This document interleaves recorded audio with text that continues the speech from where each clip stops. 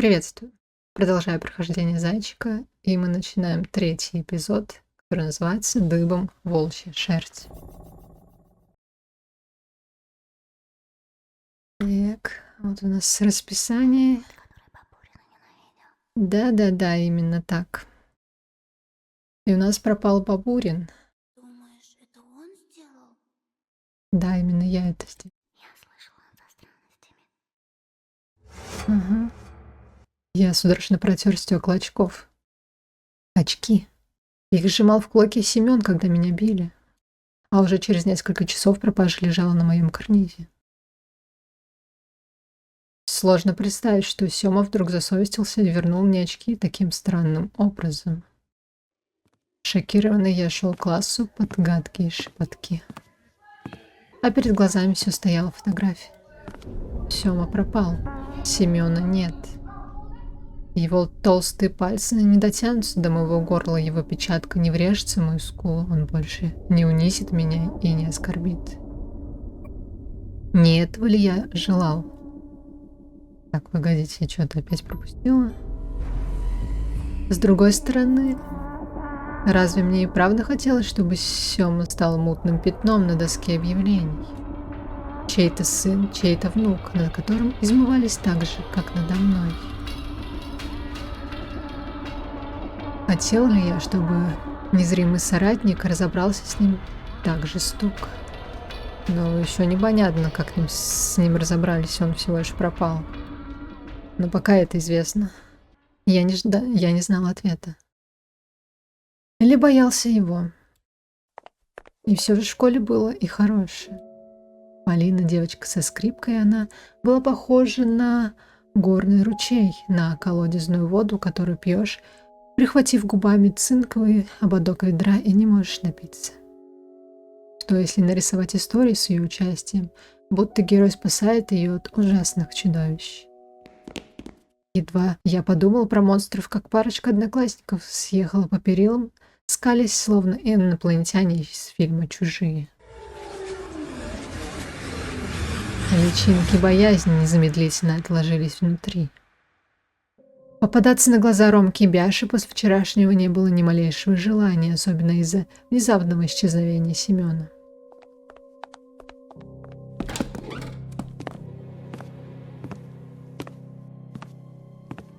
Войдя в класс, я прошел к последней партии.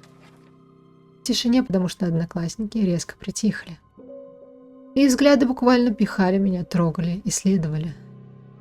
Они смотрели на меня с убивающей смесью жалости, насмешки и презрения. Так ученый смотрит на гадкого, неизвестного науке червяка.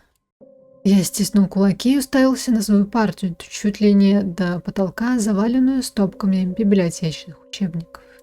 Словно это я пропал в том заснеженном лесу, и теперь мое место, наконец, сгодилось для чего-то действительно нужного. Впереди стоял пустой стул Семена, где-то в другом классе пылился точно такой же стул, покинутый Вовой.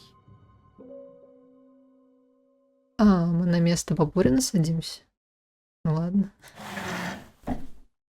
Немного помешков, я сел за парту Бабурина, куда изначально меня планировала посадить Лилия Павловна.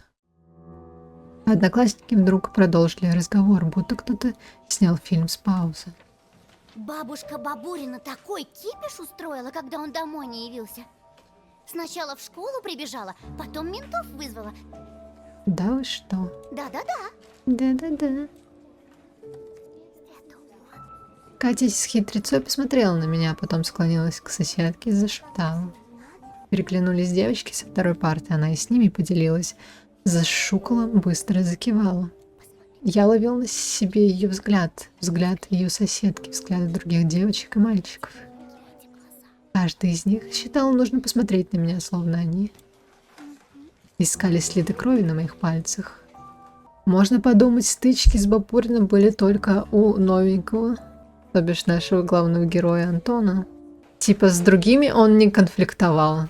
Как-то не толкал, не бил, ничего такого, да? Ага. Его все любили прям. Так хотелось оправдаться, закричать: «Вы чего? Я не виновен». Хулиганы повернулись и молча уставились на меня. А вы что на меня уставились? Он с вами был вообще-то, так что, может, это вы виноваты в его пропаже. Чистая ненависть сочилась из их глаз. Но за что? Что я такого им сделал? У них пропал друг, а они все никак не могут забыть обо мне. Вдруг бешеный взгляд уперся в мне переносицу. Казалось, он вот-вот ткнет в меня пальцем и оглушительно закричит.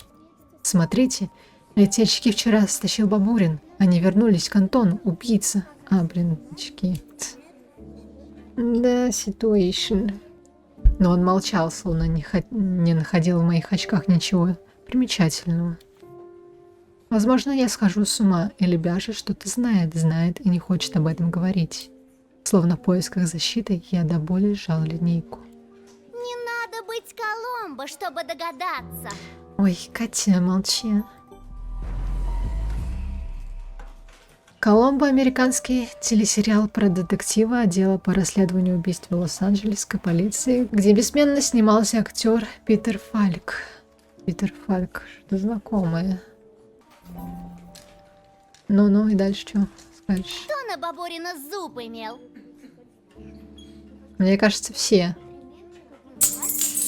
Металлическая линейка выпала из моих ослабленных пальцев, и ее звон заставил детей встрепенуться. Катя осеклась и как-то боязливо съежилась. Заскрипели стулья, одноклассники отодвигались от меня поближе к выходу, к учительскому месту. И не я один уловил перемены. Ромка и Бяша тоже заметили и презрительно поморщились. Плохо, что они не боялись меня, как остальные. Да прикуси ты! Бабурин, небось, с бабкой посрался и сдымился. Но тоже как вариант. Скоро найдется. Найдется, ага. Во враге со вспоротым брюхом. Я сглотнул. Вообразил Сему на снежной подушке, лицо белое, как рыбье брюхо, расколотое широкой трещиной рта, а падающие хлопья оседают на стеклянных глазах и заполняют гортань. Ну-ка, Фёдор. Видишь, словно говорит он мне презрительно, это все твоя вина. Но разве только Семен издевался надо мной и получил сполна? Разве не все они должны исчезнуть? Ромка, Бяша, Катька, остальные зубоскалы. Конечно, Семен услужил мне своим исчезновением. Благодаря ему взоры одноклассников были полны трепета. Но была и обратная сторона медали. Что, если мне вскоре придется заплатить за услугу? Дверь скрипнула, и в класс вошла Полина. Я весь подобрался, чтобы не выглядеть перед ней затравленным зверьком. Полина, не взглянув на меня, села за парту.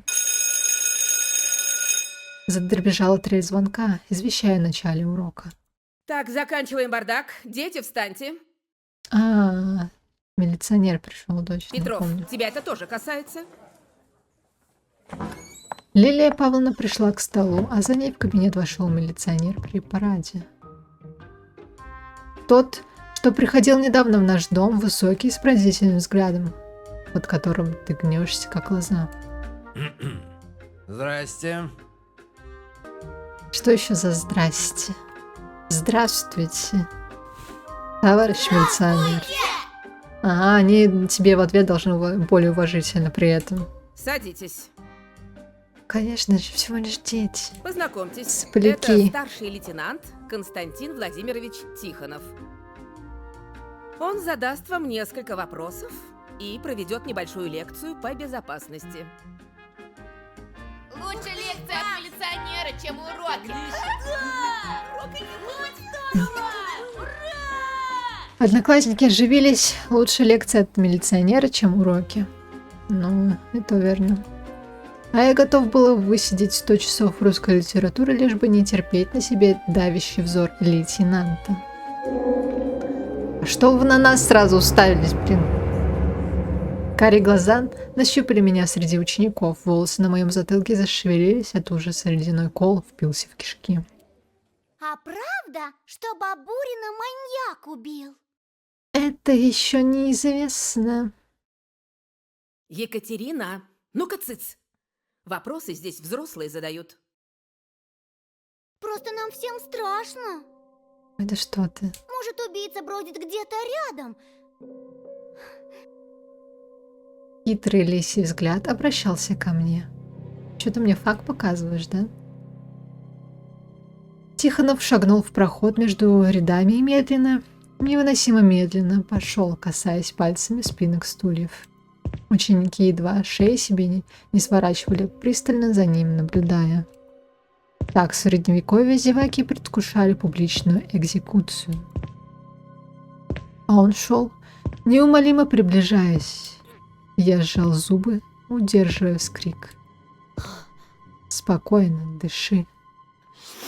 Ты никого не убивал и не похищал. Ну-ка, кадр тоже. Отлично. Заранее зная ответ, Тихонов строго спросил. Петров Антон? Да-да, я. Да. Я за него. Встань, Петров.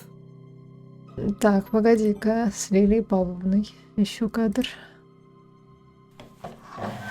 Мышцы окаменели. Я встал, отклеился от стула, почти услышав треск суставов. Хоть бы Полина не оборачивалась, не видела мою застывшую в ужасе гримасу. Очутиться бы сейчас где-нибудь далеко в лесу, зарыться в сугроб и сжаться комочком. Лейтенант глазел так, словно уже застегивал наручники на моих запястьях. Они наверняка холодные, эти браслеты. В голове носились мысли о тюрьме, о детской колонии, где десятки Семенов не оставят на мне живого места. Я ничего не знаю. Я тут ни при чем. Ты погоди, не опережай. А тебя никто и не обвиняет. Ну вот. Пока что. Только теперь я заметил папку с надписью «Дело», в его руке серую из шершавого картона. Личное дело номер 131. Окей. Она шлепнулась о стол, словно опустилось лезвие гильотины. Неторопливо продолжая меня изучать, Тихонов открыл папку. И говорите, его никто не обвиняет, но при этом относится сейчас к нему как, собственно, к подозреваемому, главному. Краем глаза я увидел бумаги и фотографии. На снимках были следы на снегу, кажется, звериные. Ты с Семеном Бабуриным общался? Я знал его всего 1 неделю. Все знают, Петров его ненавидел. Да что говорите? А ты его прям так любила. Я покраснел. Ах ты мерзкая сука. Захотелось вцепиться зубами в Кате на лицо и выгрызть ей щеку. Но я сказал, совладав с голосом. Мы повздорили не так давно. Он меня ударил. Сбоку донеслось. Хана тебе. Так, Пятифанов, а ну рот закрой. Тоже мне выскочка. Я пошатнулся чудом, устояв на ногах. Лилия Павловна неожиданно пришла мне на помощь. Бабурин проблемный подросток. С шилом кое-где. Ну вот. Старлей многозначительно кивнул и вдруг выудил из папки тетрадь. Так. А, это наш, твоё? да? Ну, мое. Я отвел взгляд. Это была подписанная мной тетрадь по математике. Взгляды одноклассников жадно впились в меня. Даже писатели в портретах будто бы подозрительно сощурились. Мое. В лесу нашли. Да, это все из-за Ромки. Там же тракторист, что снег убирал, в последний раз видел Бабурина. И шо? Я растерянно заморгал. Рюкзак распотрошил Ромка. Тетрадь наверняка затерялась где-то под кустом. Лейтенант в курсе насчет школьной потасовки, но знает ли он про драку на опушке? У меня были свидетели, которые могли бы подтвердить, что мы с Семеном разошлись по разные стороны баррикад. В надежде я посмотрела на ребят. Какие это свидетели? Серьезно? За спиной Тихонова Ромка прикоснулся указательным пальцем к губам. «Ты мне цыкаешь тут». И притворился, что ковыряется в носу, когда лейтенант быстро обернулся. Я расшифровал сигнал. Из уст таких ребят, как Ромка, это звучало как бы «смотри, не мусорнись». Я судорожно поправил очки. Но ведь Семен унес их вчера с собой, а сейчас они... Так что ты делал вчера в лесу, Антон? Я в школу через лес хожу. Могла выпасть легко. Легко, именно так далась мне половинчатая правда. Будь осторожнее. Мгм. И прежде чем я понял, угроза это или пожелание, учительница сказала. Класс. А сейчас лейтенант расскажет о правилах, которые вам необходимо соблюдать. Так маньяк все-таки есть. Пока мы ничего вам сказать не можем. Но есть преступник или нет, вы должны четко помнить о собственной безопасности. Вас бережет милиция, вас опекают родители и учителя. Но в первую очередь защищать себя должны вы сами. Итак, кто там что хотел узнать? Лес рук взвился над партами. А у вас оружие с собой? А покажите пистолет. Покажите, пожалуйста. Дети загалдели, забрасывая милиционера Точно! вопросами. Стараясь усмирить хор, он двинулся к доске. Серая папка осталась лежать передо мной. Мы что-нибудь стащим оттуда? Я смотрел на нее и дышал, как человек, пробежавший 100-метровку. Под свитером струился пот. Я оглядел кабинет. Все дети внимали лектору. Только Ромка что-то говорил Бяше. А Лилия Павловна, сражаясь с зевотой, пялилась в окно. Так.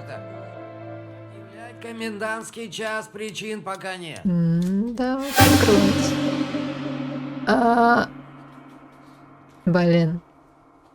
Нужно было тогда слушать, навестись на лейтенанта, да? Ладно. Как только я коснулся папки, Тихонов хлестнул меня взглядом, словно розгой. Рука непроизвольно отдернулась, будто я и вправду почувствовал боль. Лейтенант еще некоторое время молчал, не сводя с меня глаз, и мне было не по себе от этой тишины и насмешливо косящихся одноклассников. А потом милиционер так же резко заговорил, как ни в чем не бывало. Так, тоже кадр неплохой. Слишком мало времени прошло с момента должен отвернуться, исчезновения вашего поэтому- одноклассника. Давайте смотреть. Вот. Никто не обращал на меня внимания, и я открыл папку одной рукой. Пальцы заспешили, перебирая бумаги. Ксения Талалаева, 6 лет. Ушла из дома в конце декабря. Особые приметы. Ага. Сердце подскочило в груди. На фотографии улыбалась круглолицая девочка не старше Оли. Первая жертва маньяка, первый ребенок, растворившийся без следа в ночном лесу. Я перелистнул документы. Владимир Матюхин, 10 лет. Вова был вторым. Его варежка болталась на суку, его имя выкрикивали отчаявшиеся взрослые и повторяли глумливое эхо. Лилия Павловна кашлянула, призывая к дисциплине расшумевшихся учеников. Я дернул руку, папка закрылась. И все? Поговорим о диких животных. Как известно, в наших Ну-ка лесах еще раз. водятся волки, Гулять не медведи, веду, лисы. отлично. Людей они Это там еще боятся допишешь. и близко не подходят. Но бывают животные Можно бешеные. еще пропустить. Я не нажимала, в смысле. Милиционер закончил лекцию и светливо зазирался. Не, погодите. Погодите. Так, вот я перемотала. Милиционер встал к классу спиной, заскреб мелом по доске, противно заскрежетало. Не знакомцы. В деревне почти все друг друга знают в лицо. Так что чужаков обычно сразу замечают. Увидев незнакомца...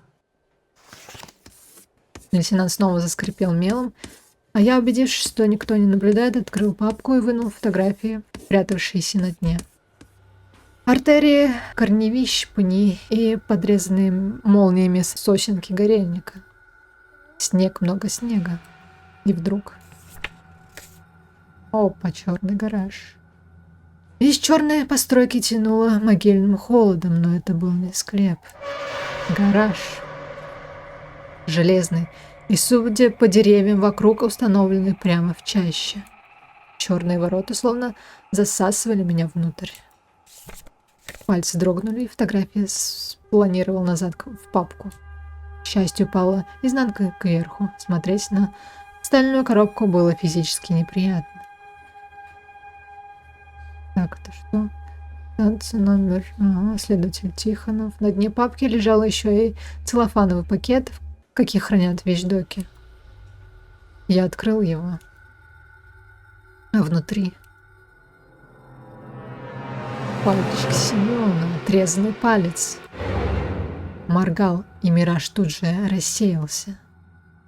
Больше не было человеческого обрубка, зато был перстень. Ошпаренный с секундной галлюцинацией, я точно перенесся в лес и услышал слова Семена. Ща, парашник, я тебе этой печаткой так заряжу. Перстень тускло блеснул на ладони. Я судорожно сжал улику в кулаке, словно ища подтверждение, что она настоящая. От неожиданности я клацнул зубами, вдавился в спинку стула, затравленно моргая. Милиционер молча сгреб папку, нахмурился. «Ну ты сам ее здесь оставил, блин». Больно ты любопытный, Петров. Все дети любопытные. Что из силы я попытался выдавить слова, извиниться, вернуть перстень.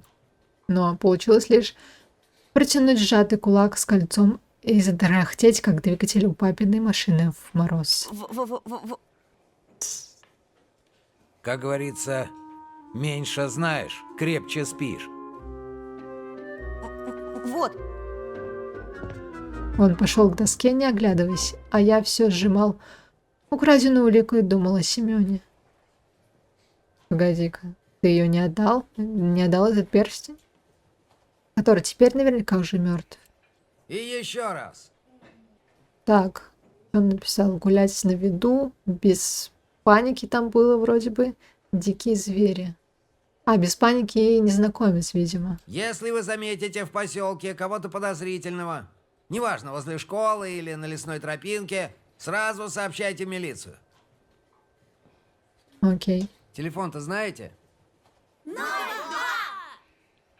Спасибо, ребята. Спасибо, Лилия Павловна. И это... Одноклассника вашего мы найдем.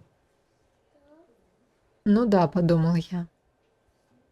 Поройтесь хорошенько во врагах, может, соберете. Как лего. Мысли были злыми и какими-то неуправляемыми. Я переключился на фразу лейтенанта о подозрительных личностях. Вдруг я видел маньяка, стоял с ним плечом к плечу. Подозрительные люди? Так он толком никого не знает в поселке, в смысле. Насколько подозрительной была девочка, лиса, разгуливающая в темноте.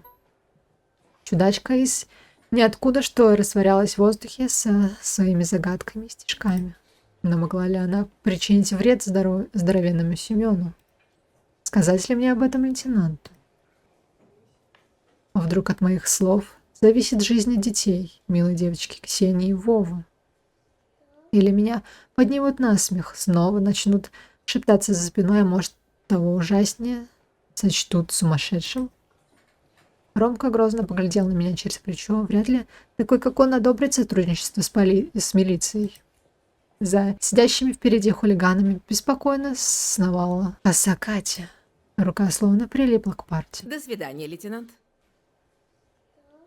Уйдет. Погодите. Тихонов уже прощался с Лилией Павловной. Опоздаю.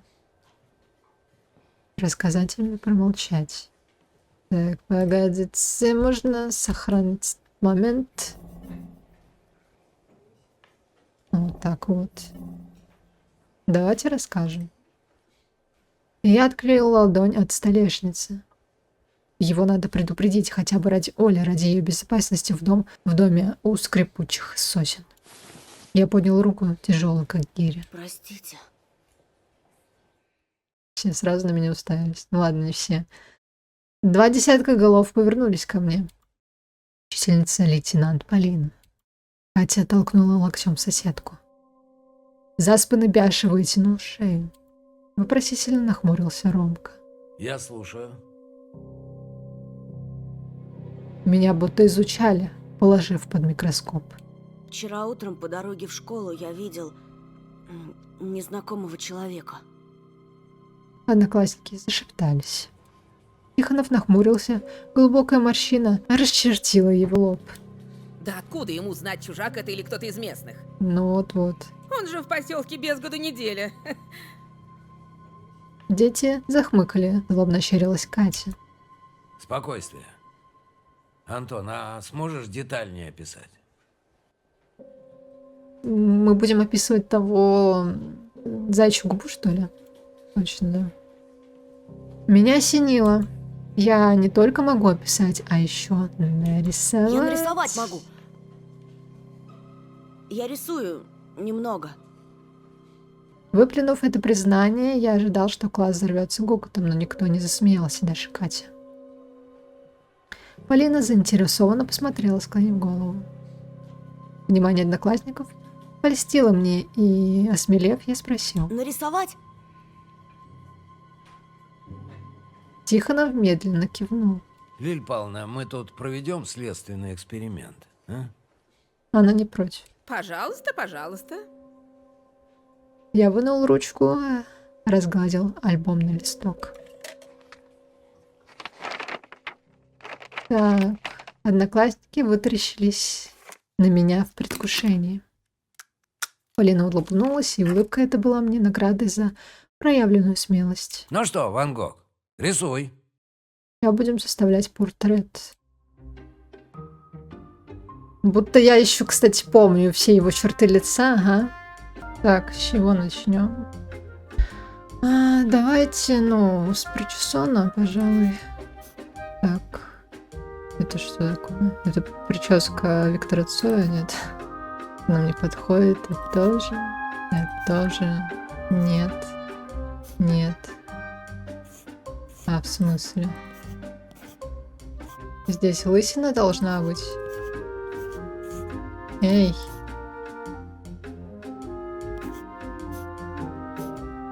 Не понял.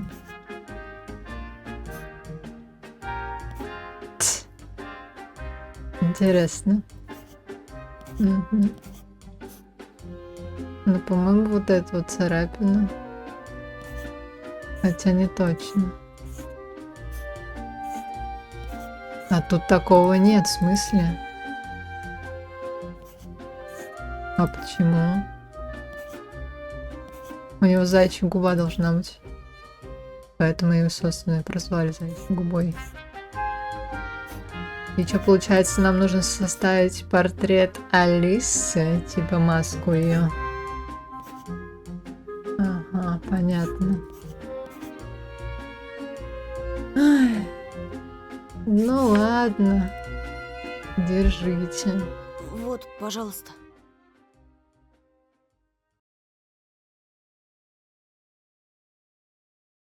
Я протянул рисунок милиционеру. Это что, лиса? Смешно, юморист. Прикажешь ее по лесу с собаками ловить? Мгм. Казалось, от дружного хохота задребезжали стекла. Даже Лилия Павловна смеялась. Все не так.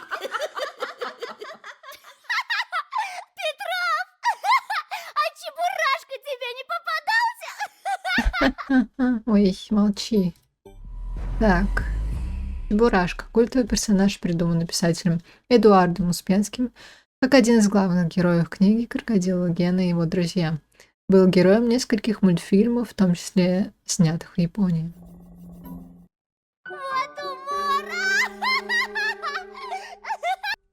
Я сгорала на костре позора. Все ясно. Что тут еще скажешь? Ну, сказал бы девочка в лисьей маске, да и все. Господи. Тихонов смял мой рисунок в кулаке. Замечательно. Ну, занимайтесь. Ага. Он ушел. Зазвенел звонок. Придурочный. Ой, разверни свою голову к доске. Я не двигался, лишь смотрел в одну точку. Лилия Павловна прошагала, не посмотрев в мою сторону. За ней вышла Полина. Ученики притихли разом, словно на улице убавили звук. Они следили, как я иду по проходу. Прокурорские взгляды, прицелы снайперских винтовок.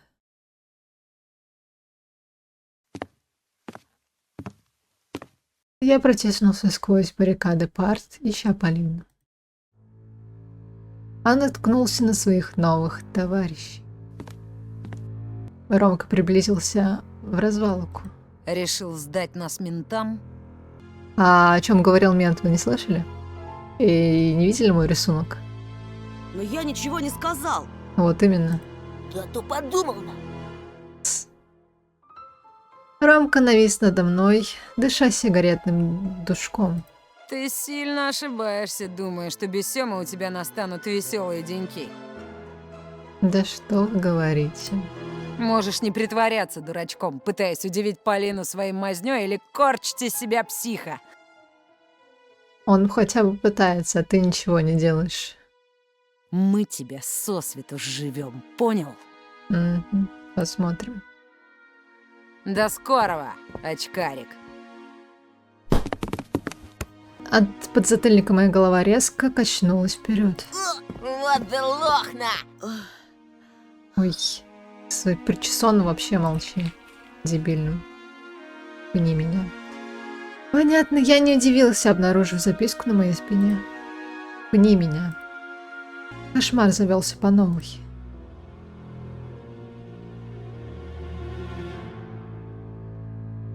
Семь дней миновало с того дня, как лейтенант навещал класс. На первый взгляд все осталось так же.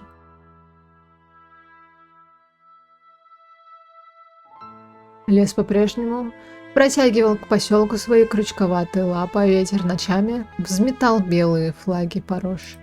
Родители приглушенно спорили в спальне, а я включил мультики погромче и подсаживался к Оле. Фотографии Вовы и Семёна чернели на доске. Да и круглолицая Сенечка не вернулась домой. Но что-то все же поменялось. На лицах одноклассников читались перемены. Они встретили меня новыми порциями тычков и оскорблений, презрения, издевки и одиночество стали моими постоянными спутниками. А главное, чья-то тень проскользнула по столу, оставив таинственную записку. Я бросил взгляд в проем между партами, но посыльного след простал. От кого эта записка? Что мог скрывать в себе этот аккуратно вырванный и сложенный листок? Очередные угрозы и унижения или все-таки? Я взял листочек и осторожно вдохнул льющийся аромат ежевика. Внутри красивым почерком было выведено: «Жду тебя в тупичке у раздевалки, приходи один».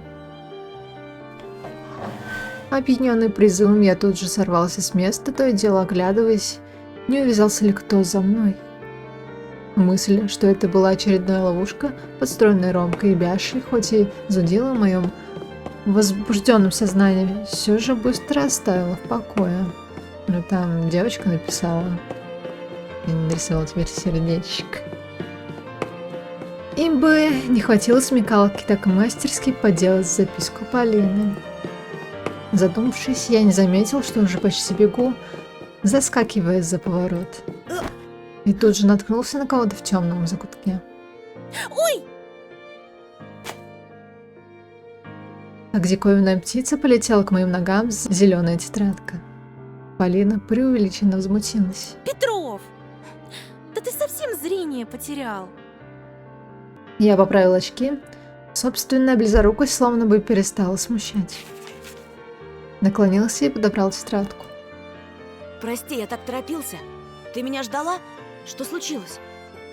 Ну-ка, погодите, кадр нужен. Полины. Полина внимательно меня осмотрела и пощелкала языком. А знаешь, на что ты похож, Антоша? Да что же. На блюзовую импровизацию. Я заморгал озадаченно. Это как? Для меня все люди с чем-то ассоциируются. И для меня. Но не с музыкой же. Вот как раз с музыкой. Бывают люди гитарные соло, или барабанный бой, или военный марш, как наша Лилия Павловна. А ты такой задумчивый, таинственный, иногда немного печальный. Ты точно блюз. А почему импровизация? А это когда слушатель не догадывается, куда свернет мелодия, какой темп возьмет. Конечно, не все сказанное Полиной дошло до меня. Но я не мог оторваться от ее улыбки, легкой, как дуновение майского ветерка, и от глаз голубых и глубоких. Чтобы распознать в тебе музыку, нужен опыт и вкус. А у тебя он есть? Это не какая-то там эстрада. Я, наверное, вообще не знаю, что такое этот блюз. Полина охнула, нахмурилась, отчего стало еще красивее. Не произноси при мне такие слова. Я тебе обязательно дам кассету. Раньше мне дедушка из города столько музыки привозил. И джаз, и свинг, и классику. Это он подметил, что у меня склад ума, как у музыканта. Я еще совсем маленькой пыталась на бумаге записать звуки природы. Пение дождя, леса. Эх, мне бы твои уши. Мгм. А мне бы твои глаза. Я напрягся, тревожась, что она потрунивает, но Полина качнула головой. Да-да, я серьезно. У тебя глаза художника. Смотришь на вещи и фиксируешь их. Я так не умею. Идет. Мимо прошагала Катя со своим фирменным морозным взглядом. Мы пырнули в тень, стараясь его избежать. Теперь понимаешь, почему мы тут прячемся? Мгм. Вот из-за таких, как она. А Катька какая мелодия? Полина хитро улыбнулась. Скрип несмазанных дверных петель. Знаешь, такой мерзкий дискант. Я захихикал, прикрыв рот. М, Катя, конечно, не слышала нашего перешептывания, но вдруг неодобрительно покосилась через плечо, а потом лишь мыкнула и ушла восвояси. И потом расскажет, что видела нас с Полиной и Ромки спящей. Очень хорошо.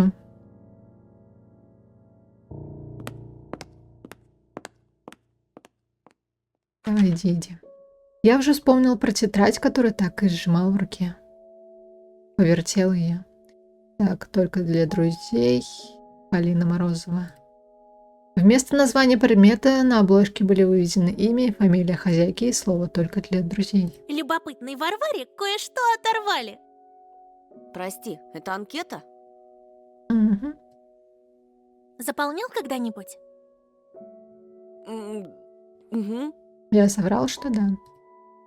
На деле же одноклассницы из моей старой школы никогда... Ой. Из моей старой школы никогда не просили меня заполнить анкету. Это было довольно обидно. Развлечения, конечно, девчачьи, просто список стандартных вопросов про любимых актеров и любимые цвета, но доверить кому-то такую тетрадку считалось показателем дружбы. И иногда чего-то большего, в чем раньше я имел смутные представления. Хочешь, заполни мою.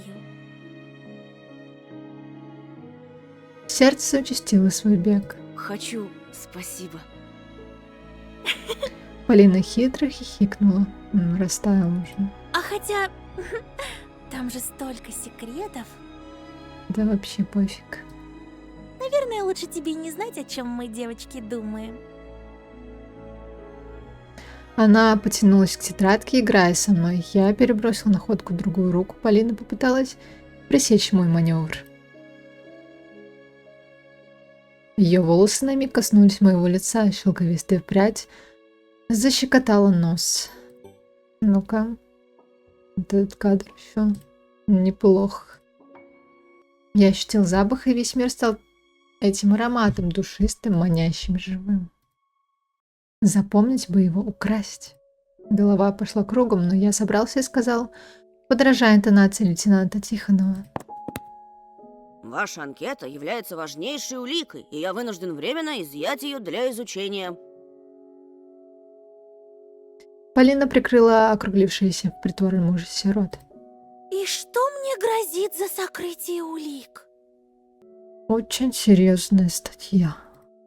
Следствие покажет. Сдаюсь, товарищ милиционер. Только обещайте ничего не читать. Здесь содержатся секретные сведения. Боюсь, что мне все-таки придется выяснить, не влюблен ли кто в гражданина Петрова. Полина засмеялась и неожиданно притиснулась к моей груди. Вновь обдав ароматом волос и кожи, такой сливочный, почти прозрачный, с тоненькими ниточками вен под ней. Сливочный. Как интересно он написал. Ее шепот был горячим, как расплавленное на сковородке масло. Тогда поклянитесь, что не станете разглашать информацию. Честная милицейская. А теперь, Антоша, самое время поторопиться. Да-да.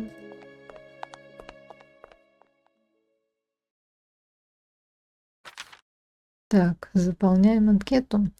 Значит, на уроке я достал тетрадь. На уроке. Полистал, вчитываясь в чужие предпочтения. Рома Пятифанов. И первый, кто на этой странице. Ага. Ясно. Изрядно удивился, обнаружив кривоватый почерк Ромки. Так, 6 В, Шафутинский, 23 февраля, гулять. Купить бумер, талон, Шварценеггер. Не верь, не бойся, не проси. Утиные истории Бяша. Понятно. Буквы вылезали за рамки клеточек, словно стеснялись своей бесформенности. Грязный Ромка нашел время заниматься такой ерундой. Я улыбнулся в кулак, узнав, что любимый мультфильм Ромы даже не «Черный плащ», а «Утиные истории». Где-то далеко учитель декламировала отрывки из рассказа Андреева «Кусака». Мне было не до него. Понятно. Страницу с ответом Полины украшали цветы и вырезки из журнала Cool Girl. Любимая музыка Шуберт, лучший друг дедушка. Хобби не скрипка, как я предполагал, а куда более загадочное слушать. Неужели такой банальный процесс может быть увлечением? Я посмотрел через голову одноклассников на Полину, она сосредоточенно записывала за учителем. Я пролистал тетрадь до чистой страницы и вооружился ручкой. А почему вопросы здесь? Они должны быть на первой странице, нет? Странно. Петров Антон, 6 В. Я долго вспоминал любимого музыканта, пока на ум не пришла модная группа Кармен с крутыми танцорами в клипах. Так. Советская российская техно-поп-группа с начала и середины 90-х была основана Богданом Титомиром и Сергеем Лемахом, запоминалась экстравагантными танцами и музыкальной теме к мультфильму «Капитан Пронин». Не знаю такого. Точнее, мультфильма. Кармен, это же типа «Это Сан-Франциско, город в стиле диско. Это Сан-Франциско». Вроде бы, да? Ладно, дальше. Любимый праздник — это просто Новый год, естественно. Хобби рисования.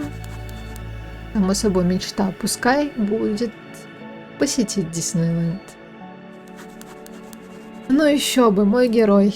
Я, не раздумывая, начал по но зачеркнул, да, остановился на первом слове из двух. Вдруг тем, кто будет читать анкеты, мой выбор покажется смешным и глупым. Да, я так не думаю. Обмозговав, я решила, что далеко не все стоит доверять бумаге. Паук. Закончил я. Сверху присобачу человек. Человек-паук. Почему бы и нет? Ага. Чего ты боишься больше всего? Я написал незамедлительно потерять дорогого мне человека. Твой номер телефона. Никакого секрета. 30395. Любимый мультфильм. Трансформеры.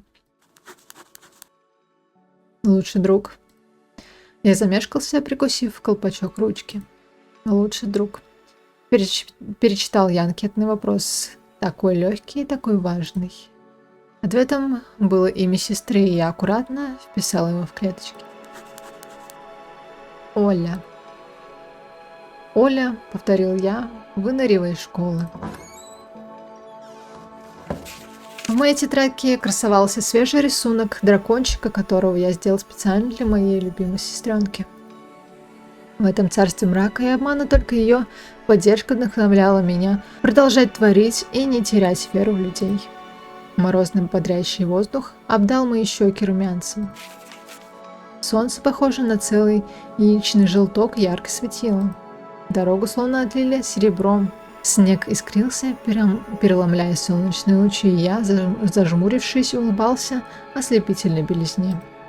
Плевать, что у меня больше нет настоящих друзей. У меня есть нечто большее, тот, кто нуждается в моей защите, тот, кто никогда не предаст и не обидит. Потому что семья – это самое главное, так всегда говорил мой папа. Лыс, хорош рыбу тянуть. А опять вы. Улыбка скукожилась на задеревеневших губах. Бяша топтался в центре двора, ботинки нетерпеливо елозили по льду. Я не тяну. Ты вообще ему отвечаешь? Я попробовала войти его, как же. Фортуна помахала ручкой, сгинув в ранних сумерках. Торопишься на? Да. Немного. Меня папа ждет. Я ему тиркну на пейджер, что ты не придешь на. Угу. Электронный приемник текстовых сообщений. Для того, чтобы отправить текст на пейджер, надо было набрать телефон оператора, сообщить номер или название абонента и продиктовать сообщение. Как сложно, я простая. Глаз непроизвольно дернулся. Взмокла кожа. Идем на, к тебе дельце есть. Да мне все равно. Мы домой идем. Пофиг на Бяшу. Я почувствовал холодок за пазухой. Больно не понравилось слово «дельце». За этим словом, произнесенным вот так через плевок, обычно скрывались разные темные штуки. Так говорили незнакомцы, звоня нам в старую квартиру по телефону. «Батю, позови, дельце есть». Бяша обернулся в облегающем капюшоне, он был похож на космонавта. Если бы он был бы звуком, то, скорее всего, пронзительным свистом, сигналом того, кто сторожит на шухере. На заднем дворе, как назло, никого не было. Стоит. Никого, кроме мрачного Ромки. Он стоял, широко раздвинув ноги, правая рука была спрятана за спину. Сухие губы плотно сжаты, глаза стреляют то в меня, то по сторонам. Привел на. Вижу. Ну, здорово, Антоша. Ну надо. Что тебе нужно? Ну и чё? Прирежешь на заднем дворе школы? Он медленно извлек из спины узкое, хищное, блестящее лезвие. Нож, стальная бабочка смерти, летящая на стук сердца. Я инстинктивно отпрянул и врезался в Бяшу. Ромкина шестерка подтолкнула меня обратно. А мы с Бяшей хотели узнать, ты не держишь на нас обиду? Ромка принялся ковырять желтый ноготь, с коварной усмешкой уставившись на меня. Ну, там, в лесу. Мы были немного грубы с тобой. А сейчас типа нет. Сам понимаешь, такое у нас воспитание. Хреновые. Да, до вас, городских, далеко. А, вы давайте подобайтесь поведению ваших родителей. Мгм. Вот порой нас и заносит.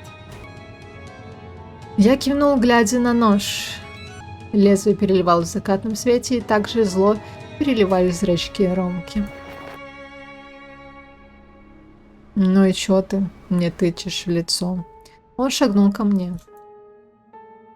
Поводил ножом в сантиметре от куртки. Одно движение и сталь спорит ткань, а если надавить глубже? Нам одна птичка напела. Ты опять возле Полины отирался? И да, и что? Слышно было так, что я не сразу понял, кто такая Полина. Мозг сбоил, колени тряслись. Ага, понятно. А вдруг позади Ромки неспешной походкой прошла наша староста. Смотрю, мальчики, вы нашли общий язык. За мной должок, Катька. Ой, не благодари, Ромочка. Я всегда на страже настоящей любви. А почему вам, кстати, не встречаться? Вы такой тандем прям идеальный, вставляете. Да, Зачем тебе Полина? Да-да-да. Клянусь, я убью тебя. Так, я не слышу.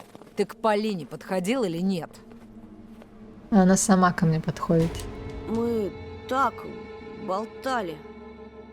Болтать будешь кишками, когда я тебе брюхо вскрою.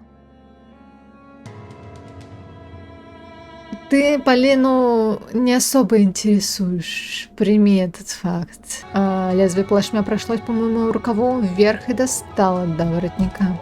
Ветер остужал лицо, но струйка пота стекла по виску. Вдруг в голове щелкнул рубильник, и все встало на свои места. Я вспомнил беглые взоры, которые Ромка посылал Полине. Вспомнил его каракули в анкете, и почему-то я не удосужился как следует изучить их. Еще раз замечу рядом с Полинкой, пеняй на себя. Шишкой не отделаешься. Усек? Да, Пшел вон! Вероятно, я был так загипнотизирован ножом, что Роме пришлось повторить. Вон! Ретируясь с площадки, я думал о холодном, остро заточенном металле. И спрашивал себя, хватит мне духа нарушить данное ублюдком слово. Мы уже дома? Серьезно? Во рту стоял привкус гадкой воды, которой я запил лекарство. Все мысли занимала только Полина. И та угроза Ромке, если я вновь к ней приближусь. да, ага. Я бродил по дому, будто пьяный, поддакивался Полин. Да-да. И у них был какой-то праздник своими руками. Ты прекратишь тараторить, Оля. Природные материалы, Поддакивал сестре, толком не разбирая, о чем она говорит. Спадя, Оля ждала дочела без перебоя, то и дело, скидывая руки и смеясь, как вдруг так же резко смолкла и уставилась на меня до боли знакомым колючим маминым взглядом. А? Мы тебя особо не слушаем. Не делай такое лицо. Меня буквально выдернуло из темницы разума, где клокочущие мысли, подобно гарпиям, обрушились на мой искусанный мозг, не давая вернуться в реальность. Я уставился на сестру, сейчас она была миниатюрной копией мамы. Точно тем, в кого она превратилась с момента переезда сюда, с ее грозной позой в виде заглавной буквы «Ф» и вздернутыми к потолку бровями. Ты меня не слушал, так? Она брызнула ядом в мою сторону, копируя мимику и интонацию чуть ли не единственного человека, с кем проводила все свое свободное время. На мгновение мне показалось, что свет, излучаемый Олей, все эти годы стал слабее и опасно затрепыхался на ветру затянувшихся перемен. Еще немного, и моя прекрасная принцесса станет драконом, который сторожил ее в своей башне, а это пугало сильнее подкрадывающихся ко мне ужасов из будущего. Оля, прости. Ты же не сердишься, правда? Я просто задумался. А зачем такая напряженная музыка? вдруг заметался по комнате, как загнанный в ловушку зверь, перескакивая с одного предмета на другой, селясь найти хоть что-нибудь, что могло отвлечь Олю. А давай в приставку поиграем. Оля нахохлилась, однако искорка интереса вспыхнула в ее изумрудных глазах. И ледяной осколок, занесенный снежной королевой, начал потихоньку оттаивать. А как же второй джойстик? Не работает же. Вы по очереди можете на одном играть, нет? Наверное. Папе починить некогда. Можем из пистолета пострелять. В ковбоев или уток, хочешь? Ты лучше меня играешь. Да ладно тебе. Поди целый день тренировалась, пока меня дома не было. Оля прыснула со смеха, и ледяное сердце окончательно растаяло. А как ты догадался? Я сейчас знаешь, какая меткая. Считай, уже проиграл. Да ты что? Не на того напала. Включай скорее.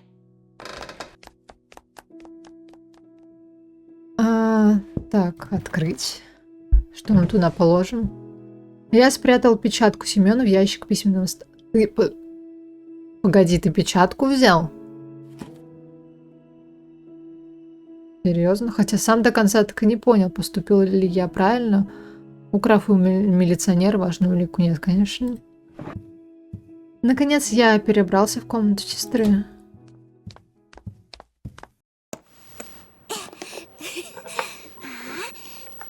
Малютка подскочила к телевизору и, щелкнув питанием, начала вслепую шарить по задней стенке фотона, явно пытаясь воткнуть кабель от приставки в гнездо антенны.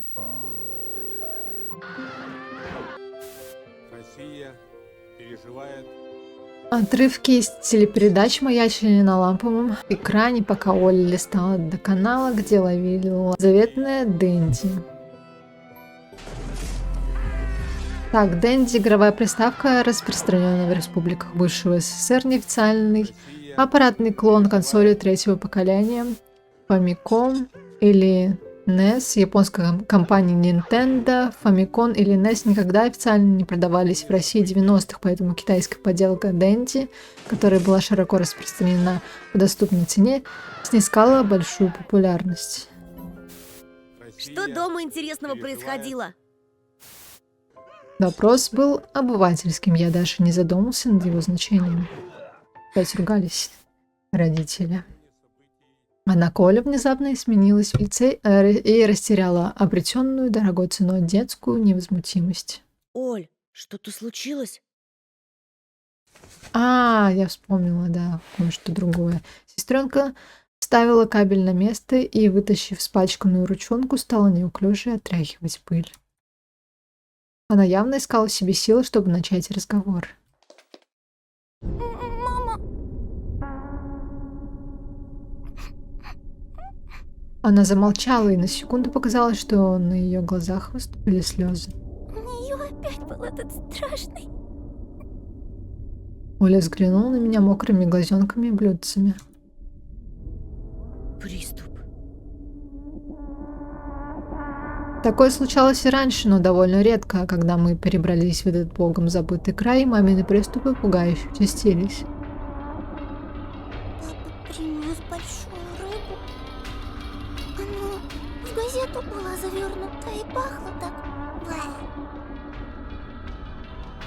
А мама опять начала злиться.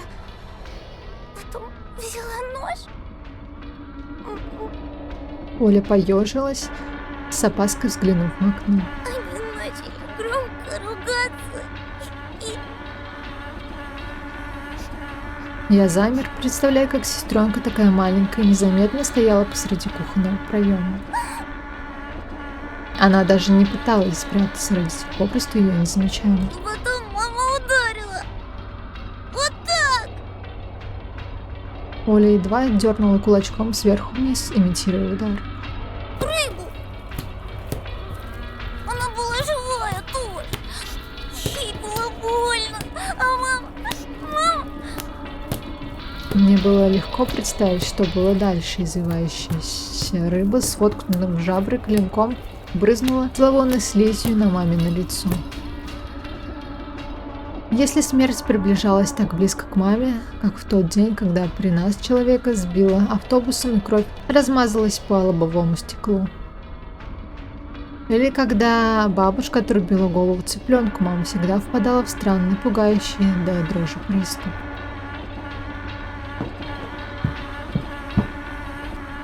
Эпилептический припадок. Ее глаза закатывались, она падала навзничь, как спиленное дерево, извивалась, как та самая бившаяся в агонии рыба, переворачивая стулья и выплевывая обрывки пугающих фраз. Папа, он ей помог? Оля вздрогнула, как будто бы вспоминала воспоминания ранили ее. Да, но вначале он засмеялся тоже. Так страшно, когда увидел, что Оля плохо. А потом вдруг заплакал. От услышанного у меня дернулась бровь. Безумие, источаемое лесом и окончательно завладевшее мамой, перебросилось на нашего сильного и храброго отца. Я быстро шагнула навстречу Оле, заключив ее в крепкие объятия. Ну-ка. Хорошечно. Она уткнулась мордашкой мне в грудь, и я почувствовала, как рубашка сделалась мокрой. Зачем они так издеваются друг над другом тоже? Они сумасшедшие! Не находя, как оправдать родительское поведение, я запнулся. Слова иссякли, и все, что я мог, так это покрепче обнять Олю.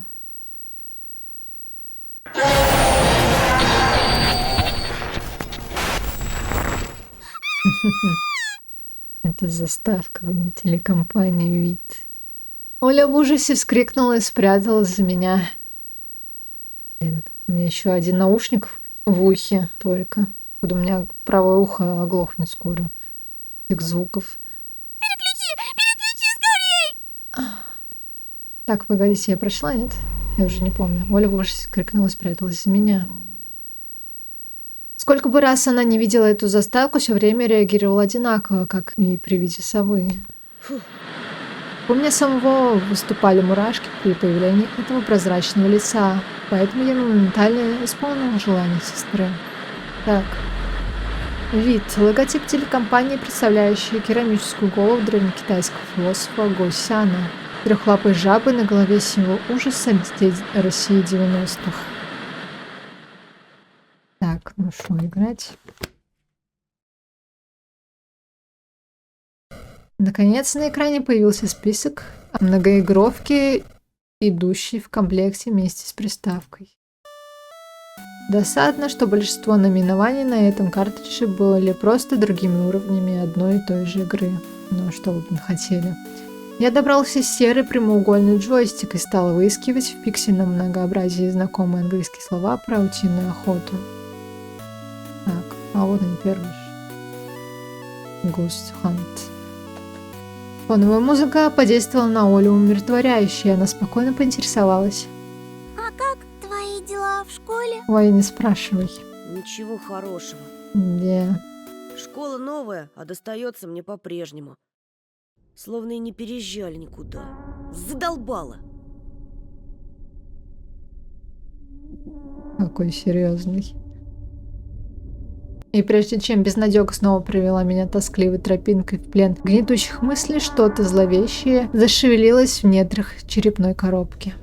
Вот он, зайчик. Будоражат такие дикие от того приятные воспоминания. Хотя, знаешь, кое-что хорошее все же случилось. Оля с надеждой посмотрела на мою криво расползающуюся улыбку, отдаленно напоминающую поротую рану от канцелярского ножа. Еще один мальчик пропал. Тоша, разве это хорошо? Почему ты так говоришь? Голос сестры вздрогнул, когда она заглянула мне в глаза сквозь толстые очки. Знаешь, а А может, тот пропавший Вова сам виноват, что с ним это случилось? Может, он совершил нечто настолько плохое, что не заслуживал жить? Не будь таким жестоким, пожалуйста! Оля прижала ноги к подбородку и обхватила их руками, пытаясь сжаться сильнее. Будто она хотела стать еще меньше, быть может, окончательно исчезнуть. Это все, что нам оставалось — пропасть без вести, затеряться среди прочих сломанных игрушек. И больше никогда не попадаться озлобленным родителям и взбешенным одноклассникам. Мы единственные, кто остался друг у друга, те, кто может защитить, выслушать и пожалеть. А значит, она обязана слушать, что я думаю о них всех, этих озверевших тварях, притворявшихся детьми, как так жаждущих издеваться над слабыми.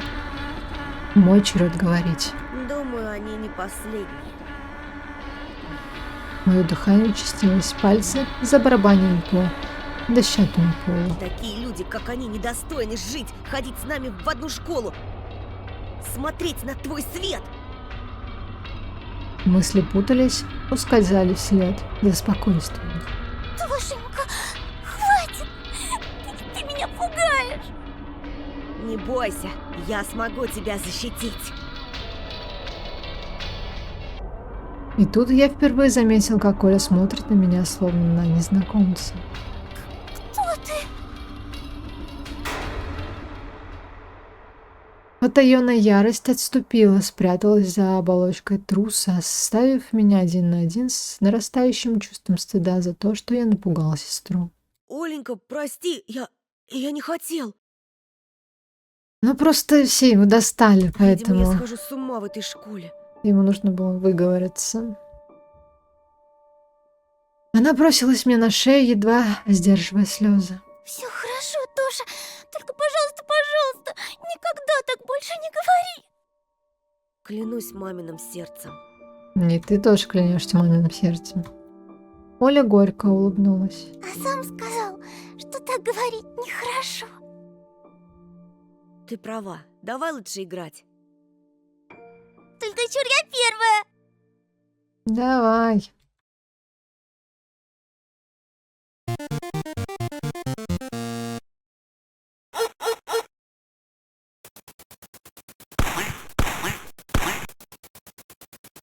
Молодец.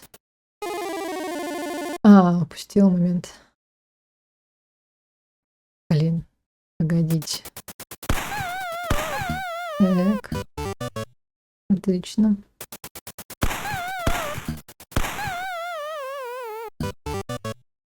Хорошечно.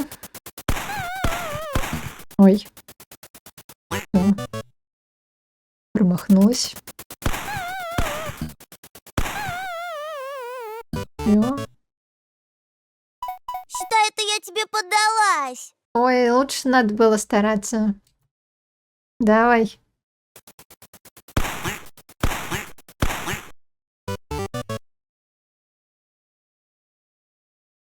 Продолжаем. Давайте утки. Ой, они стали быстрее. Все. Не успела. Отлично. Блин. Не попала. Так. Всё. Это ты виноват, что я промазала. Я? Серьезно? Давай, попадай лучше.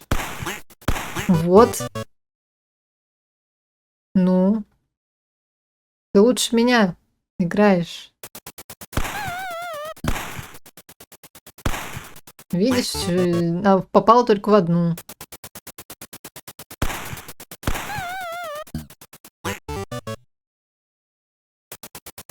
Ой, блин.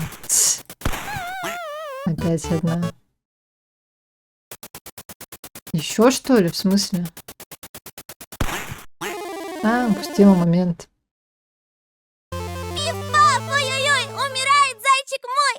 Ну вот. Проиграл, Ксюша! Да, признаю свое поражение. Антон! Антон! Мама докричалась до меня только с 3-го раза. Антон, тебя к телефону! Кто это? Девочка какая-то? Полин, что ли? Моментально притрезвев, я метнулся в коридор. Не споткнись, смотри.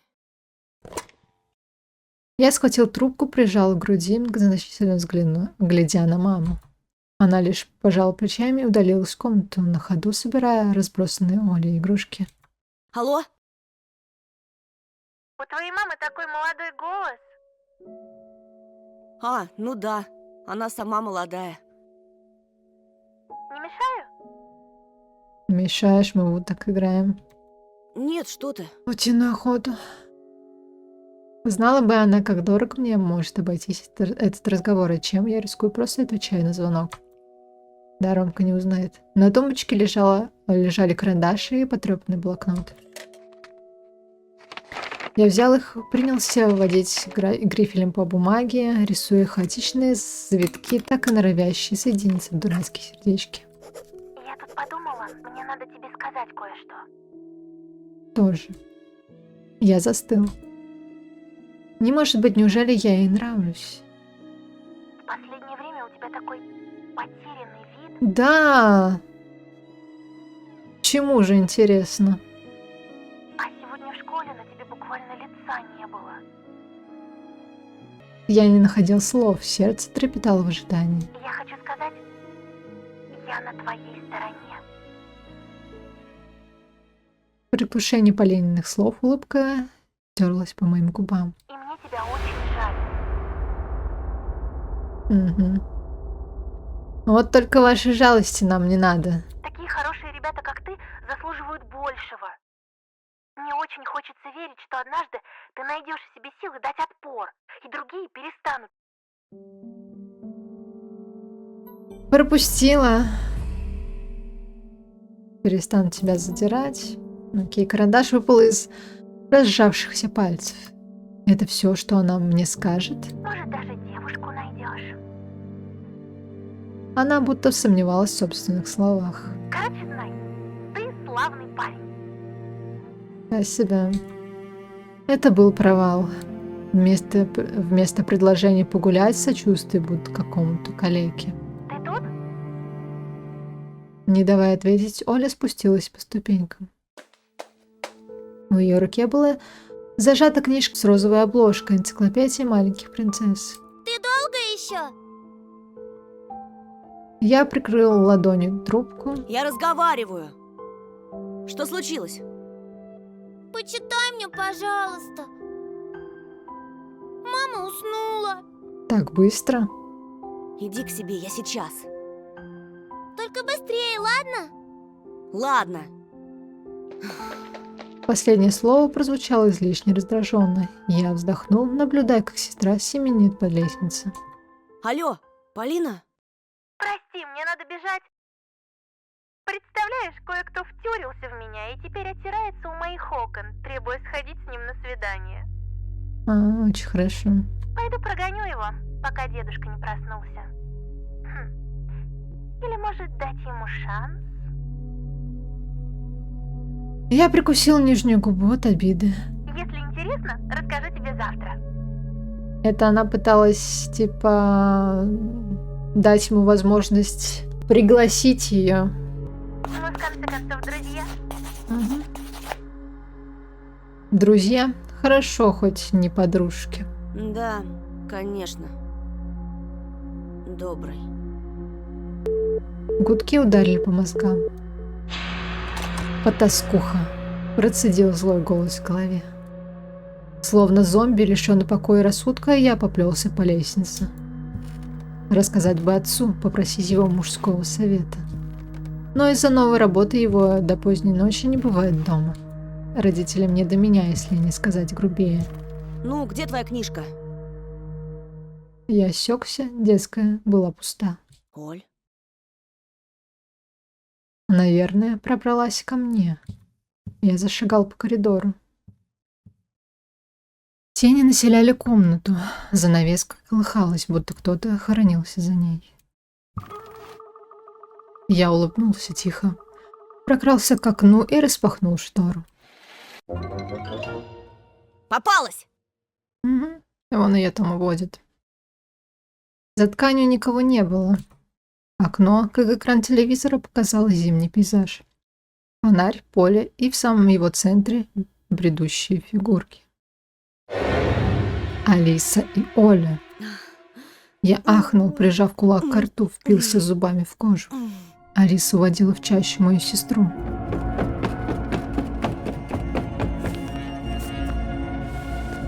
Понадобилось меньше минут, чтобы я в торопях оделся и вылетел из дома. Сердце стучало пулеметной очередью. От леса тянуло холодом и смолистым запахом хвои, а где-то в поле трещал мороз. Впереди у калитки маячили две тени, лишь рост позволял распознать в них мою сестру и девочку-лисицу. Я помчался к забору, услышав вой ветра в ушах и ритмичный скрип под подошвами. Фигура повыше шевельнулась, устремилась к ещёбе, плавно, будто конькобежец по льду. Я замедлил шаг и коснулся очков, тщетно стараясь вычленить из мрака хоть какие-то детали. Тревога опустилась на плечи, как невесомая снежинка. В животе закопошилась проснувшаяся змея, стало тошно. Я подумал о доме, о хлипкой крепости позади. Наконец я настиг сестренку, одетую в одну курточку. Оля! Ты видел лисичку? Ага. Оля, зачем ты вышла на улицу? Если мама узнает... Сестра замерла к тайге лицом. До нее было рукой подать, и я зачем-то положил озябшую кисть ей на плечо, наверное, убедиться, что это все не сон. Господя, мое ухо, бедное. В мою сторону торчал острый клюв, со всех сторон усеянный мохнатыми перьями, из которых складывалась морда совы. Ну, правда, сова у меня была уже на привычке. Ну ладно, пускай. Может, все-таки возьму этот кадр.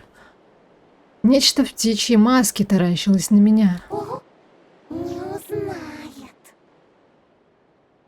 Голос был точь-в-точь Олин, но за перьями и картоном таился некто иной. Я рванул прочь, словно меня стегнули нагайкой. Существо маски лишь притворялось Олей, чтобы выманить меня. Я бежал со всех ног, утопая в снегу. Дом впереди стремительно увеличивался. Желтый свет в окнах дарил надежду. Там мама, сестра, спасение. За спиной было тихо, как будто никто не гнался за мной. Может, потому что особо умеют летать? Я уж карабкался по крыльцу, как вдруг краем глаз заметил еще одну фигуру. Заерошенный волчок выполз из угольной тени дома, преградив путь. Он двигался дерганно, хаотично, словно приплясывая какой-то жуткий танец. Или корчился в припадке. И пускай я отчетливо видел, что волчья морда — обыкновенная маска, что-то в судорогах оборотня заставило меня окоченеть. Ряженый потерся боком о столб крыльца и припал на четвереньки. Выгнулся так, что позвоночник должен был хрустнуть. Глаза абразивно засверкали, но зверь нападал. Он то ползал вокруг по-пластунски, то трусил на четырех конечностях. С отвисшей челюстью я перебирался ногами, пытаясь удерживать его в поле зрения. Из-под прорези маски сочилась жидкость. Тягучие капли падали на доски. Слюна, догадался я. Какая-то сила толкнула в спину, шепнула «спасайся». Штакетина забора замельтешили. Я снова бежал в обратную сторону, к зубчатой и пахнущей хвоей кромке леса. Удары сердца отменяли время. Волчок позади будто забыл человеческую речь, рычал.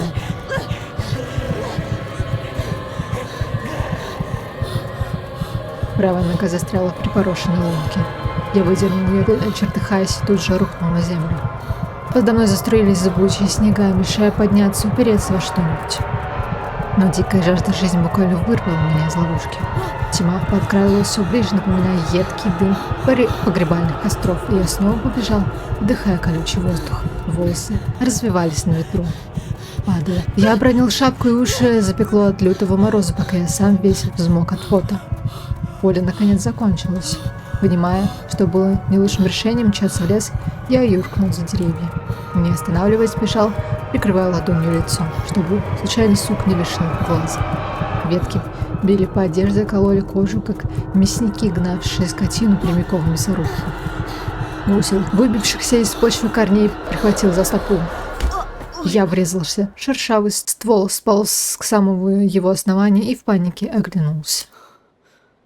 Ух, какой ты быстрый! Первым желанием было кинуться к ней и обнять ее. Но я поборол себя и плотнее притиснулся к сосне. Что ты здесь делаешь? Так мы же ее видели. Она типа уводила Олю.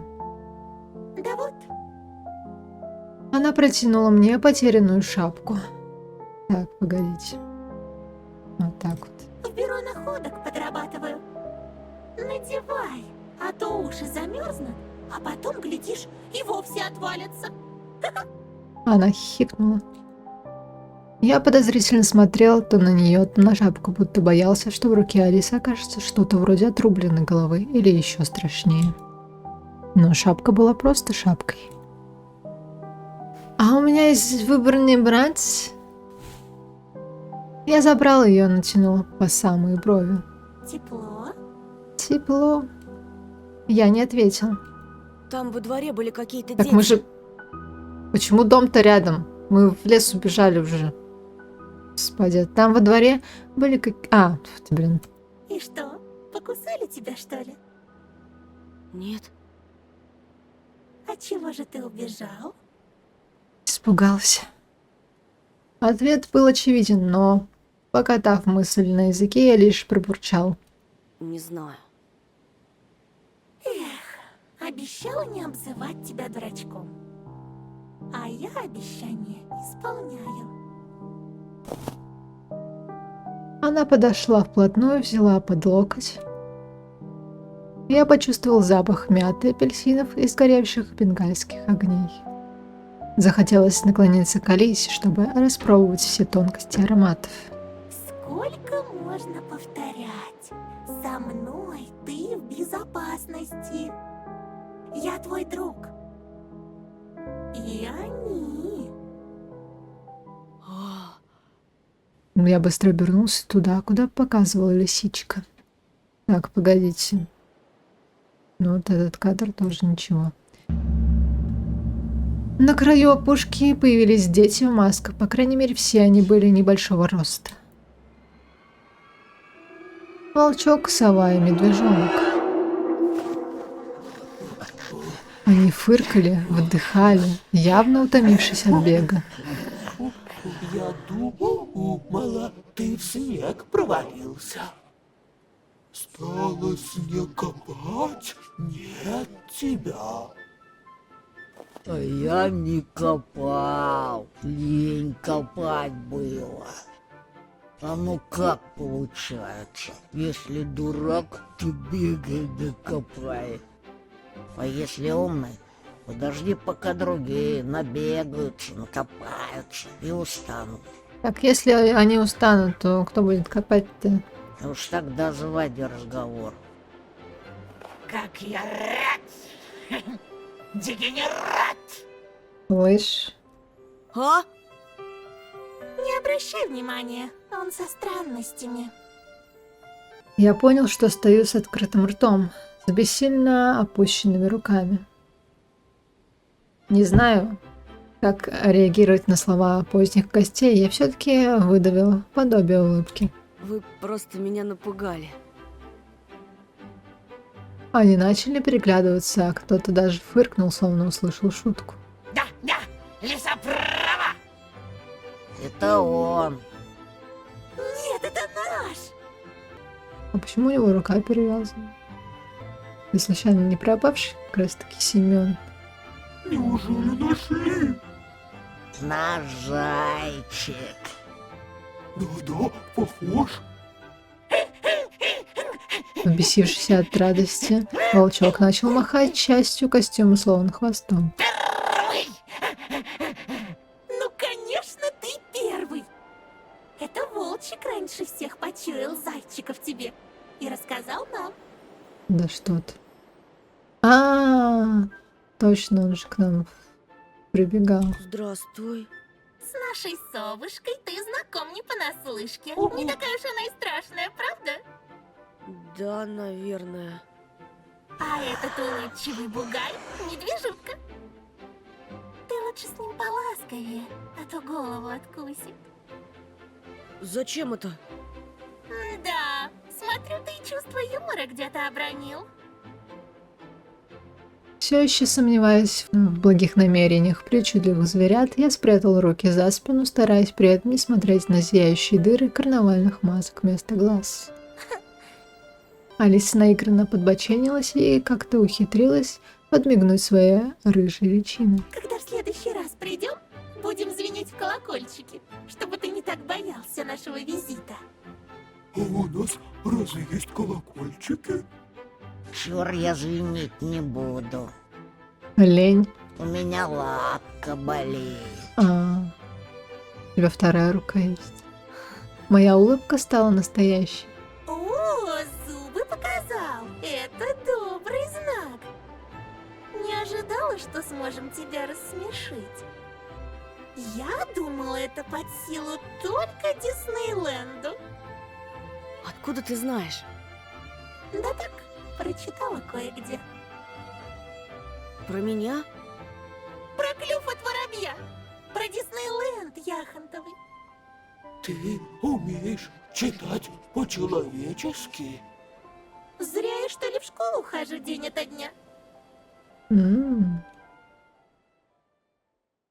И она кокетливо запела. Как детей не замечать, как мечты их развенчать. Учат в школе, учат в школе, учат в школе.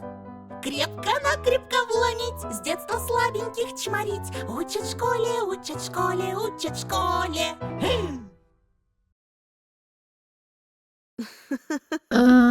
Ну не этому учат, конечно. Новые знакомые уже не отпугивали, а напротив привлекали.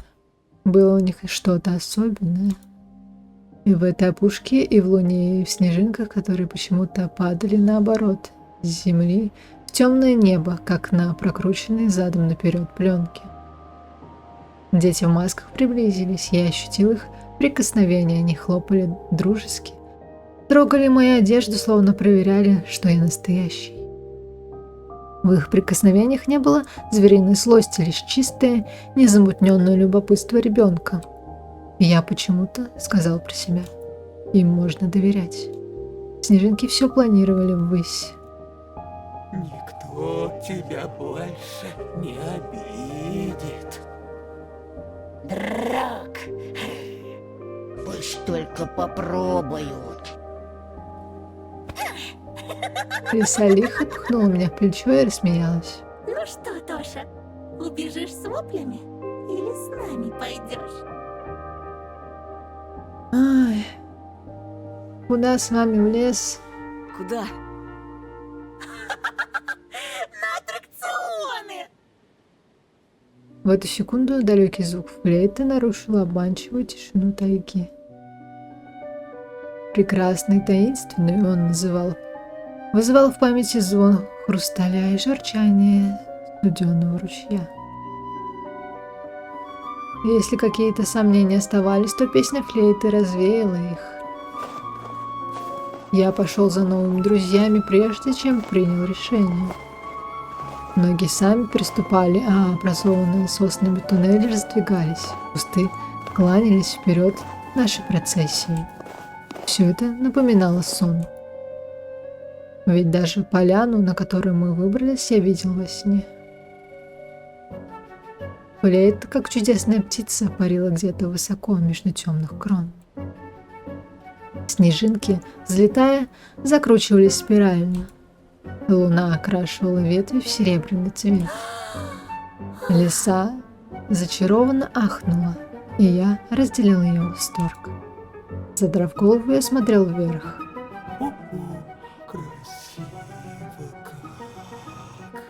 Очень красиво. Волчок одобрительно завыл.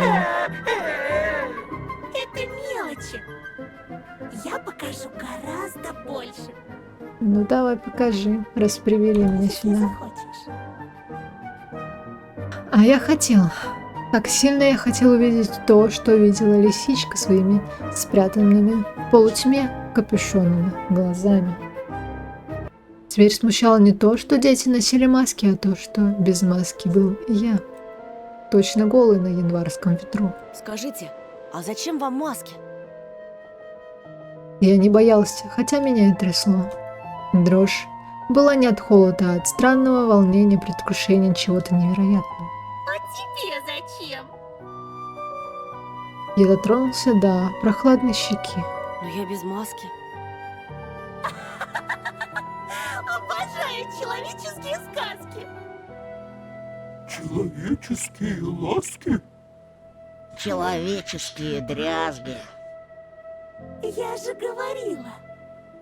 Все жители поселка носят маски. Только скрываются за ними отнюдь не люди. И даже я? Ты такой рассеянный, Антон. Однажды мы уже нашли твои очки. И маску нашли тоже, я знаю. И шапку. И твое настоящее лицо. Погоди. Так-то лучше. Я увидел маску, которую лиса мне протягивала. Ту самую маску зайчика, похожую на серебряный слиток в лунном свете. Любопытно стало, как изменится мир, если взглянуть сквозь прорези. Ну, конечно же, берем. Но вдруг, с трудом просачиваясь сквозь мелодию флейты, меня посетило озарение. Очки, которые они нашли, были у Семена. Мои новые знакомые наверняка знали, что с ним произошло. Или хуже. А куда подевался Семен? Что с ним стало? И с остальными детьми? Медвежонок и сова переглянулись. Волчок сжался комочком, а лисичка чуть опустила острый носик маски. Тот, кого держали в клетке. Тот, кто режет мелко-мелко. Тот, кто носит кожаное лицо, забрал их. Кожаное лицо? Умел бы я креститься, перекрестился бы. Хотите сказать, это был человек? Чем ты только слушал? Разве можно назвать такого, как он, человеком? Одно слово — взрослый. В мире взрослых так легко потеряться. Убийцы, жестокие дрессировщики и равнодушные родители. Лучше об этом вовсе не думать, чтобы не грустить. Не знаю, как вам, а мне печалиться совсем не хочется. И я сегодня какой-то не грустный. Антон, а ты? А? Я задумался, глядя в лес, пытаясь определить, откуда доносится звук флейты. Я был уверен, что музыкант стоит прямо за чистоколом сосен. Очень высокие и перебирающие длинными пальцами дырочки в корпусе флейты. Так что, сядем тосковать или займемся отдыхом? Алиса хотела что-то показать. Давай начнем с самой сладкой части программы. Лисичка извлекла из кармана горсть конфет и вручила по очереди всем детям. Зашуршали фантики, тут же запахло ананасом, какао и дыней. Последнюю конфету, вафель, мою любимую, Алиса вложила мне прямо в рот. Это что такое? Ладно, тоже, может, рассмотрим для превьюшки. Язык обволокло пряностью. Казалось, что мое тело покрылось шерстью, по которой пробежали яркие искорки. Замешкав, я прожевал вафли и шоколад, проглотил их, наслаждаясь вкусом. Спасибо.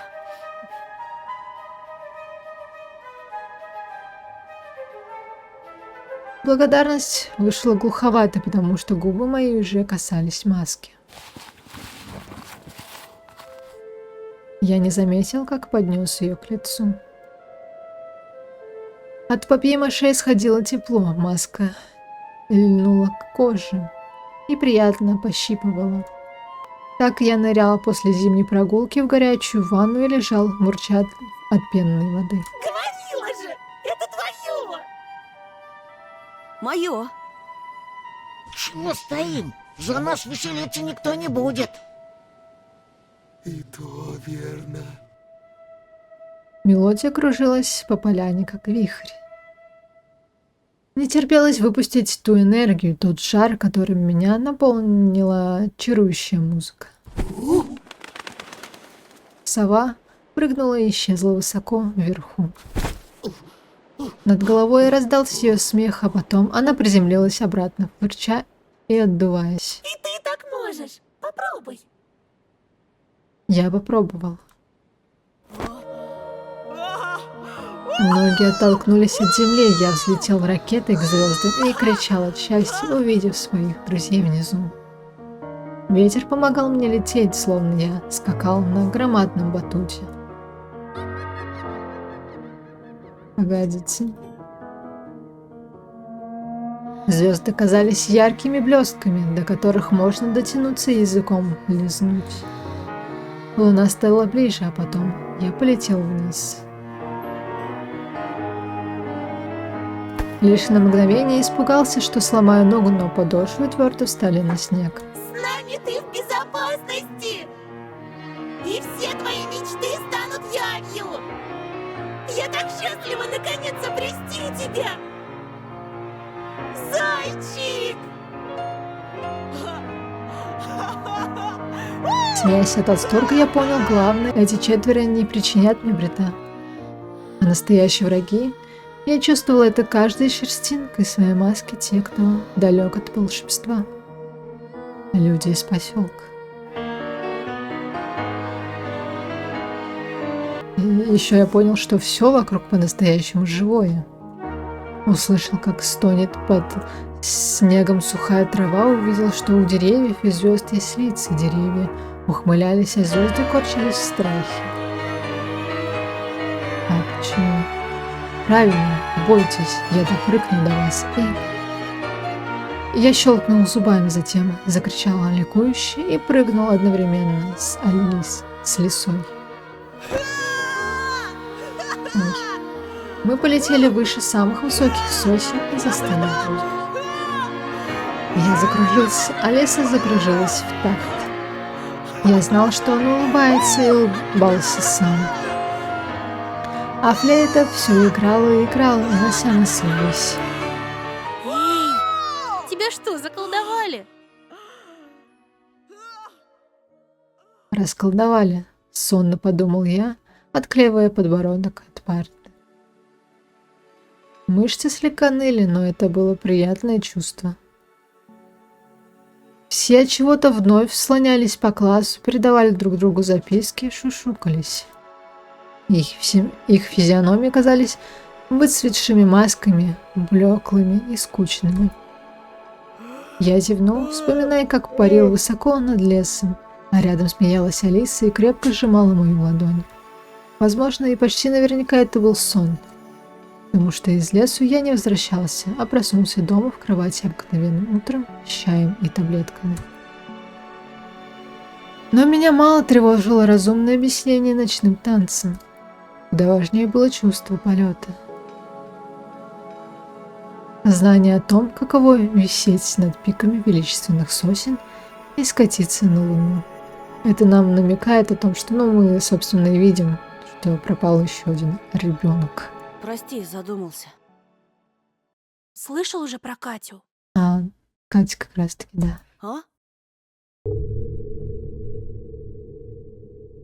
Я бросил взгляд на пустующее место впереди. Катя пропала. Сон как рукой сняло. Я недоверчиво нахмурился. Как пропала? Быть не может. Ага.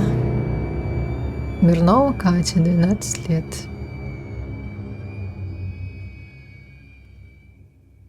Вот и конец 3-го эпизода. Ладненько, давайте заканчивать на этом. серия выйдет очень длинной. Но я думаю, как бы выпустить ее целиком и полностью. Надеюсь, опять же, при обработке ничего не случится. Я выложу все-таки целиком его, а не 2 части, как получилось с первым эпизодом, блин. Ладненько, все, спасибо за внимание. В следующей серии увидимся и пока-пока.